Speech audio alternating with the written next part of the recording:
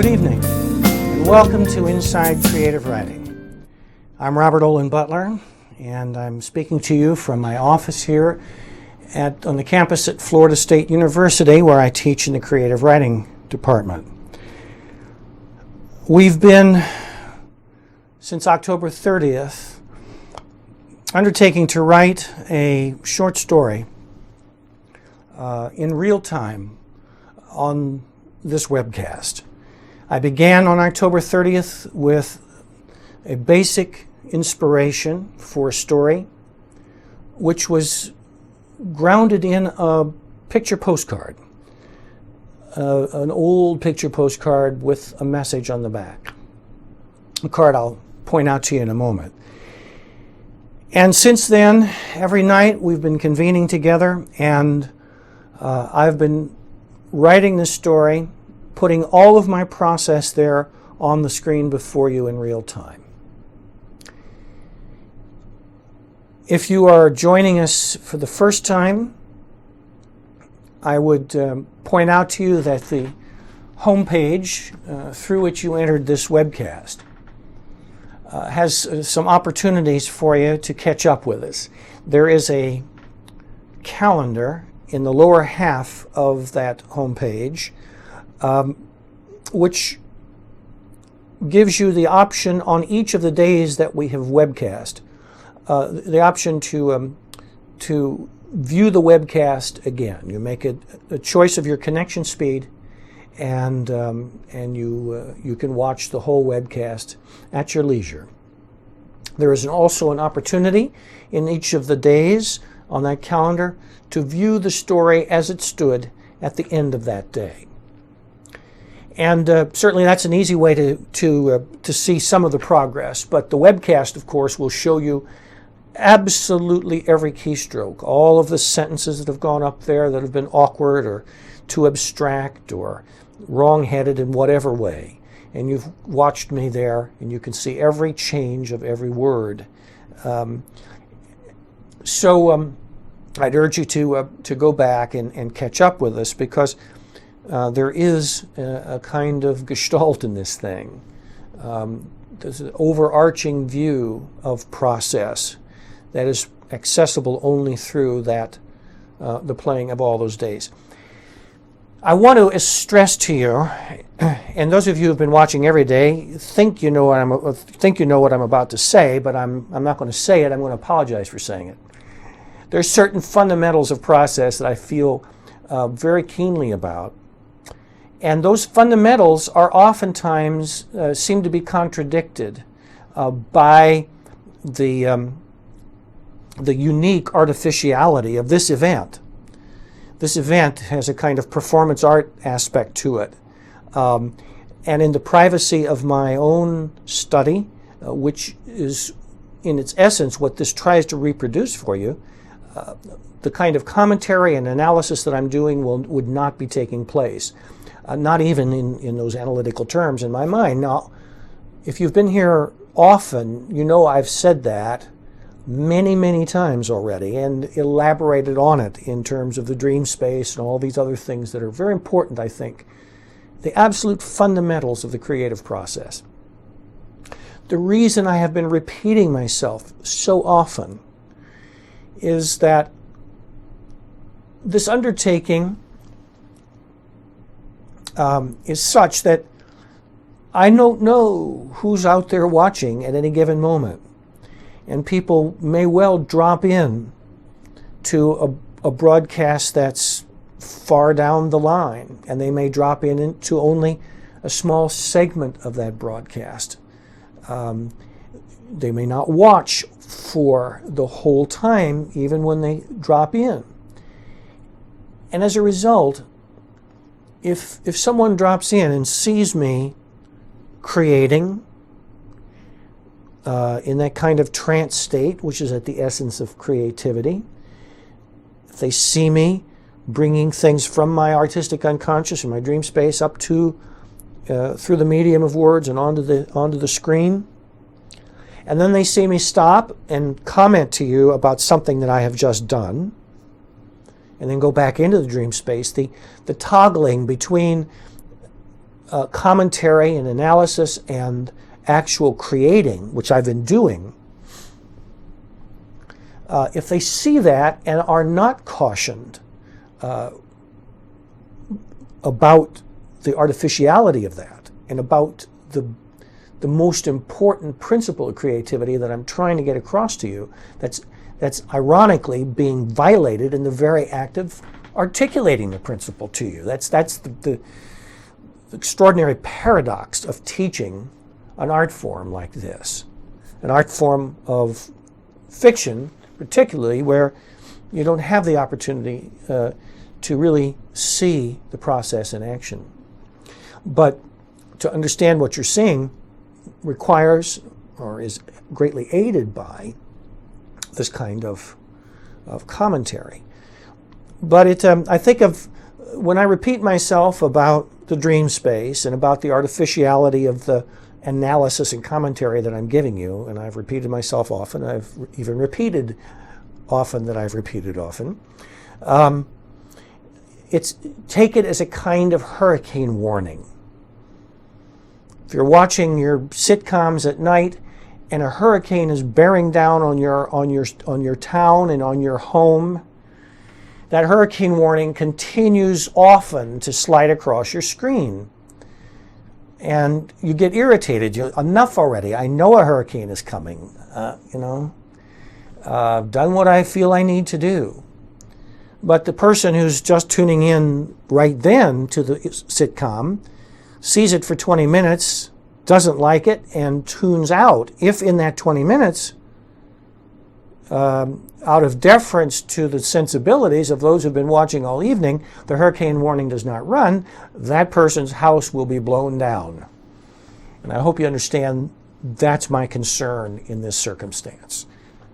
That the casual viewer will come in and watch me creating and commenting and creating and commenting and think that that's a reflection of the process as it actually happens. It's not. So forgive me for the repetition. Please bear with me as I continue to repeat because of the real damage that can be done. The actual opposite effect of my teaching intent here could be done if that warning is not heard by anyone who drops in and tries to learn something from this. Now, also on that homepage, in addition to the archive and the text so far, you will find an opportunity to email me. And once again, I urge you strongly to take advantage of that. If you have questions for me about process, about any details of the story, any choices that I make in the story, I'm anxious to hear from you, and I will do everything I can to answer those questions. We have a bit of a backlog building up, and one night perhaps I might spend a little bit more time answering questions so we can try to work off some of that backlog, but I urge you to send fresh questions.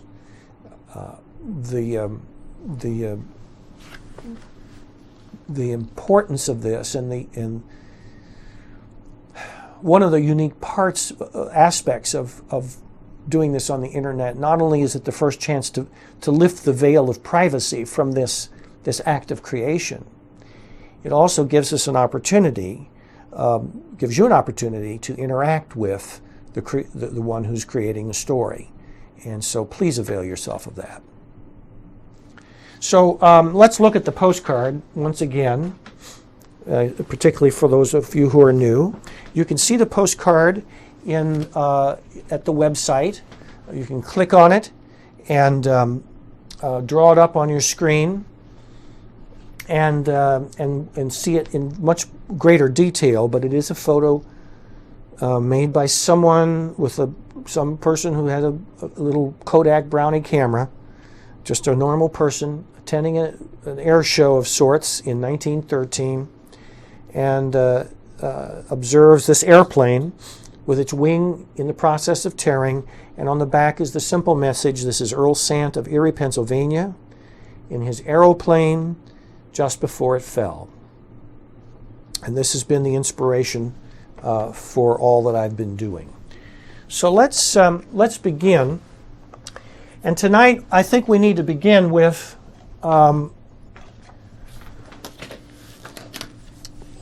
something a little different. I think I've mentioned to you before that I drive in every evening from my home out in the countryside here east of Tallahassee. And I find that driving is a very interesting condition under which my unconscious begins to open up. I know other writers who feel that driving is a kind of way into their unconscious. There are other times that feel particularly ripe for a communing with your unconscious. Some people find inspiration in the shower, for example. Some find it in those moments, just before sleep comes upon you. And I think there's a common characteristic to all three of those examples of states of activity and being that give a clue to why this is a particularly appropriate time to access your unconscious. In driving, there's a kind of your body sort of becomes part of the car in a way. You know, if you've driven much, you're very you're almost on automatic pilot in certain stretches of highway. Obviously, you know how to snap out of that instantly if something's going on ahead, if you're a defensive driver. But for great stretches of time, your body, in a sense, falls away from your mind and your consciousness. That's true in a shower as well. The water rushing over you, particularly a warm shower. It's true when you lie down in preparation for sleep. The common characteristic is that your body is releasing its primacy of your attention. Your body begins to fall away, and what's left is not your analytical mind, ironically enough. What's left is that kind of pre-dream state, that kind of state of daydreaming or nascent night dreaming. And so, and I find also, by the way, in terms of choosing what time of day you should write, if you're struggling with the dream space and trying to get into it, and you don't know how to do it, though you want to, you understand its importance, it's often a good thing to understand that your day will intervene, and the language of the day, of your day's work, will intervene in abstract and analytical ways, usually, because that's the way we mostly use language. So if you're not a morning person, if you're a morning person, great. If you're not a morning person, you should try to make yourself one. You should see at what time you have to be ready to go out of the house and into your daily life. And then you should back up from there the amount of time that you take to do that, to get ready for that. And then you back up from there the space of time that you want to write. And I think that should be at least an hour, and more ideally 2 hours. And then that's what time you get up. And when you get up, you should go straight to your work. You have to stop in the bathroom briefly, that's fine. If you need coffee, put it on a timer. You go to the bathroom, you grab your cup of coffee already dripped into readiness, and you head for your computer. And the usefulness of this is twofold. First of all, because the dream space for the creative writer is very akin to the literal dream space, not equal to it by any means, but akin to it. Because of that, it's easier to get in there if you've come just from the other dream state. Your consciousness is ready for the unconscious. And the other thing is that, as I kind of hinted at a moment ago, that you do not have the buzz, the distracting buzz of non-sensual language in your head that you accumulate during the day. It's almost certain that your normal day, where you make your living or where you encounter people in the way that you normally do, it's absolutely probable that you, in that day, that the way you use language predominantly is in the non-artistic way, the non-sensual way, the abstract and analytical way. And your night's sleep will have cleared that stuff out of your head. And then you can go to your writing and write in the moment, through the senses, without having all of that distraction. That's usually the way I write. I write pretty much first thing in the morning when I have a choice. Now, this project, as you know, is happening at night. It's 9:17 in the evening, Eastern Standard Time, right now, where I'm sitting and making this. I write from 9 to 11. And I, among all the trepidations I've had about doing this project, that's certainly one of them.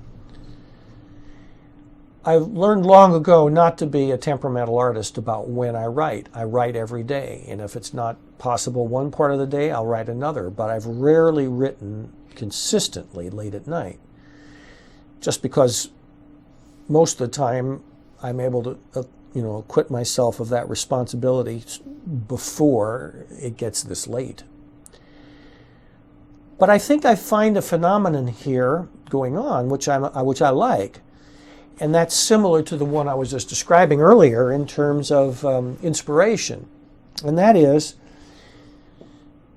you come to the 9 o'clock hour, and I do get a kind of second wind about this hour in terms of just alertness.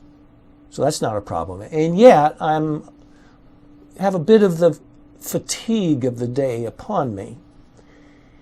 And so the effect is similar to the one I was describing in terms of inspiration in driving or in showering or in the moments before sleep. And some of you run, and you come back from a run or other kinds of exercise, and you have access. But just doing this at night has, I think, added that little bit of physical fatigue. The body is just sort of zoning out, as it were, and you can zone in then on your artistic unconscious even better. Well, tonight, as I was driving in, and it's dark now when I drive in, and I put some music on of the sort that inspires me, and you've been hearing the music I've been playing here lately. And I think I mentioned this to you perhaps last night, at least an earlier night, a little tiny little recorder, and I always have this in the car with me. And tonight I